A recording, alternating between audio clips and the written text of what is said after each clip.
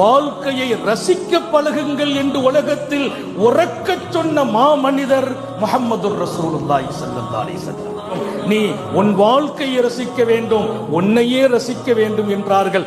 எனவேதான் கண்ணாடிக்கு முன்னால் நிற்கிற போது அல்லாஹும்ம ஹஸ்ஸின் ஹுல்கி கமா ஹஸ்ஸன்த ஹல்கி, ரப்பே என் முகத்தையும் கோலத்தையும் அழகாக்கியதை போல் என் கோலம் அழகானது. என்ன பார்த்து 4 பேர் அழகில்லைன்னு சொல்றாங்க பத்தி கவலை இல்லை, எனக்கு நான் அழகானவன் என்றார்கள் பெருமானார். என் கோலத்தை நீ அழகாக்கியதை போல் ஒவ்வொருத்தரும் ஒத்துக்கிறோம், என் கோலம் அழகானது. என் பெருமான் கண்ணாடிக்கு முன்னால் நின்றால் கொஞ்ச நேரம் எடுத்துக்கொண்டு தங்களை அலங்கரிப்பார்கள் என்றார்கள் அன்னையர் திலகம் ஆயிஷா ரலியல்லாஹு அன்ஹா.